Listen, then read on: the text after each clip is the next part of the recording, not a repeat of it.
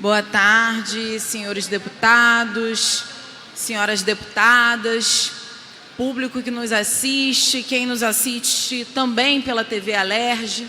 De fato, trazer um debate com grande qualidade política dentro dessa casa está difícil, mas a gente tem tentado. E ocupar essa tribuna justamente para apresentar as nossas ações dentro dessa casa é fundamental. É por isso que eu venho aqui falar sobre a CPI do Hospital da Mulher de Cabo Frio. Nós estamos fazendo essa CPI porque desde o início de janeiro já houve 17 óbitos de nascituros e de recém-nascidos. Algo muito grave, só para vocês terem uma ideia. Só em janeiro, 10 bebês nasceram mortos nessa maternidade e isso nos chamou muita atenção. É por isso que fizemos uma CPI que está sendo realizada com uma série de oitivas. Na primeira oitiva que fizemos com os diretores do hospital, eles foram exonerados assim que saíram da CPI, onde prestaram esclarecimentos sobre o que estava levando à morte desses bebês. E, infelizmente, me chamou a atenção o argumento utilizado. O argumento utilizado foi: essas mães não fizeram pré-natal, essas mães tinham alguma doença, essas mães, enfim, a culpa era das mães e não da estrutura, que pode ser desde a gestão do hospital até possíveis problemas médicos, concretamente violência obstétrica, que infelizmente o Ministério da Saúde presta um desserviço ao tirar a denominação de violência obstétrica. A gente sabe que no mundo do direito, aquilo que não é denominado não existe, e a gente precisa dizer que existe violência obstétrica, que essas mulheres dentro dos hospitais não têm os seus direitos garantidos, os seus direitos reprodutivos garantidos, e nós estamos aqui para fazer a fiscalização desses espaços, onde a saúde da mulher não está plenamente satisfatória. E aí o que nos causou muita preocupação na última semana foi a interdição médica ética do Hospital da Mulher. A gente tem que entender que o Hospital da Mulher de Cabo Frio é o maior hospital da região, atendendo a uma demanda que não fica restrita a Cabo Frio, atende outras regiões ali litorâneas, e nos causou uma preocupação enorme de para onde essas mulheres que chegam em trabalho de parto são levadas.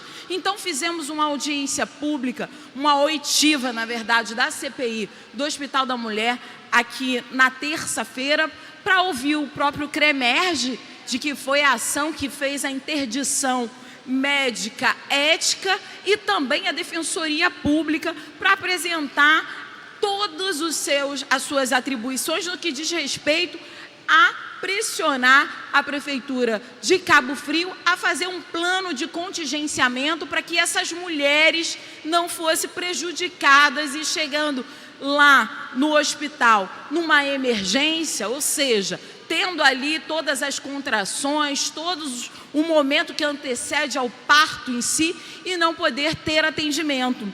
E dessa maneira a gente fez uma pressão para que o hospital pudesse ser reaberto e também trazer toda a sua qualidade para a população, e essas mulheres especificamente que precisam ser atendidas com qualidade.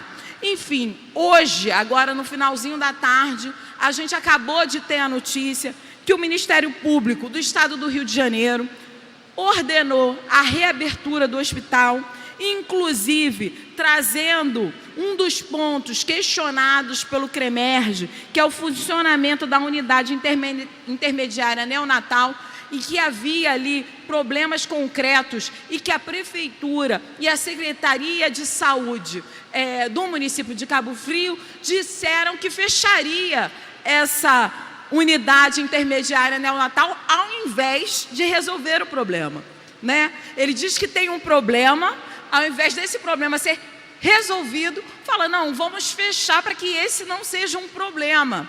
Então, o Ministério Público do Estado do Rio de Janeiro novamente faz um trabalho essencial, cobrando, a partir de um termo de ajustamento de conduta, um TAC, que as adequações necessárias possam ser feitas para que o hospital funcione na sua completude e que garanta que essas mulheres que tenham filhos no Hospital da Mulher saiam do hospital com um bebê no colo e não com um atestado de óbito. E isso é fundamental. A nossa participação aqui enquanto parlamentar e legisladora vai continuar fazendo aí o processo de conclusão da CPI do Hospital da Mulher, para que a gente possa saber o que de fato ocorreram com esses bebês. Só para vocês terem uma ideia, nem as famílias tiveram acesso aos prontuários. Então, nós estamos analisando esses prontuários para que a gente possa saber o que de fato ocorreu com esses bebês e com essas mulheres, se essas mulheres foram vítimas de violência obstétrica, enfim, os direitos das mulheres resguardados. Mas outra coisa me chama muita atenção nesse momento, que é o fechamento da maternidade Herculano Pinheiro, lá em Madureira.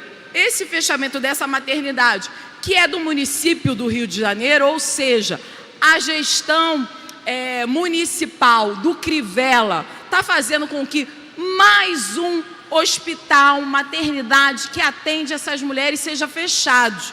Só para vocês terem uma ideia, são 300 partos por mês.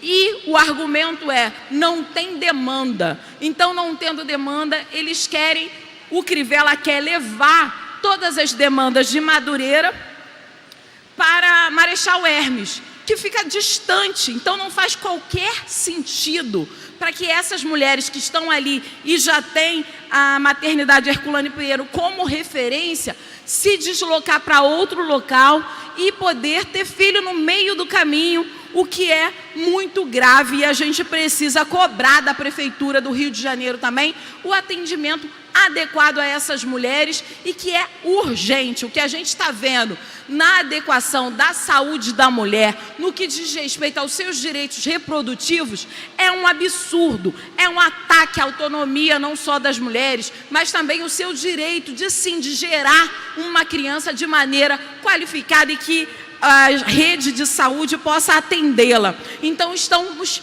muito vigilantes nesse sentido. O outro assunto que eu quero tratar é sobre o dia 25 de maio, que é celebrado internacionalmente como o Dia da África. A data comemora a fundação da Organização da Unidade Africana e é reconhecido como o Dia da Libertação de África. Esse dia foi criado com o objetivo de defender e emancipar o continente africano pela memória dos milhões de africanos assassinados pela saga, pelo lucro, durante o processo de colonialismo em África. A Partilha da África, como ficou conhecida, a Conferência de Berlim, visava a institucionalização de uma forma despótica da divisão do continente africano. A conferência contou com a participação de 15 países à época e que tinha como objetivo principal a elaboração de um conjunto de regras para a divisão pacífica, e aí a gente tem que colocar com muitas aspas, do continente para o reconhecimento das áreas de domínio de cada potência colonial. A colonização do continente, que acontecia de forma ilegal, é importante que se diga, antes da conferência, contava agora com um documento burocrático legal para a exploração de todo o território sob a desculpa da ampliação do mercado consumidor capitalista e de levar civilização para as nações africanas. Parece até que a gente está contando uma história atual, né? Todo mundo querendo civilizar a favela, a periferia, deve ser pelo número de negros que lá estão. Esses mesmos negros que não foi a princesa Isabel que libertou. O que libertou foi a luta nos quilombos, foi a luta dentro das senzalas para que a liberdade de negros e negras pudesse ser realizada. Mas a gente pode inclusive questionar muito de que tal liberdade é essa permitida para negros e para negras, uma vez que negros e negras são caçados como se fosse essa época da escravidão, em que a gente não tivesse superado esse genocídio que ainda hoje na nossa sociedade revela o racismo. Quanto que o racismo é estrutural e estruturante das políticas públicas que vivenciamos. Não é à toa que a gente vê ataques a cotas raciais. Não é à toa que a gente vê querendo retirar, sim, o acesso democrático de negros e negras para dentro da universidade. Afinal de contas, quando os negros chegam na universidade, não só colocar na pauta o conhecimento científico a serviço da experiência concreta dessas pessoas em sociedade, mas também trazer para dentro da intelectualidade todo o debate que a gente precisa fazer sobre o nosso povo negro e dessa escravidão e dessa suposta lógica de escravidão que até hoje impera porque negros e negras estão ocupando muitos espaços, que incomoda muita gente, confesso a vocês. Aqui nesse plenário, então, eu, mulher negra, pobre, da favela, muitas vezes fui chamada de cheia de marra, fui chamada até de nariz em pé. Deve ser porque lembram no momento da escravidão que mulheres negras como eu, as minhas ancestrais, tiveram que baixar a cabeça para homem branco.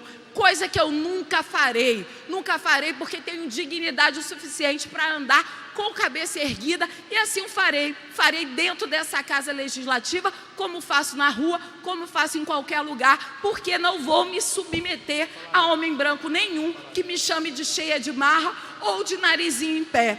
Enfim, trazer para vocês que nesse sentido de pensar em institucionalização do Dia de África, nós apresentamos um projeto de lei aqui dentro dessa casa para que esse Dia de África fosse estadual. Apresentamos esse projeto com o intuito não só de recuperar essa memória que a história não conta. A história que a história não conta porque negros que estiveram com a caneta na mão, o lápis na mão, foram deslegitimados, foram desautorizados a usar o microfone, a estar nos espaços de poder, a estar dentro das universidades, mas essa história está mudando. E aí vão ter que aturar a nossa negritude, vão ter que aturar o nosso nariz em pé, porque não daremos nenhum passo atrás. Vamos nessa.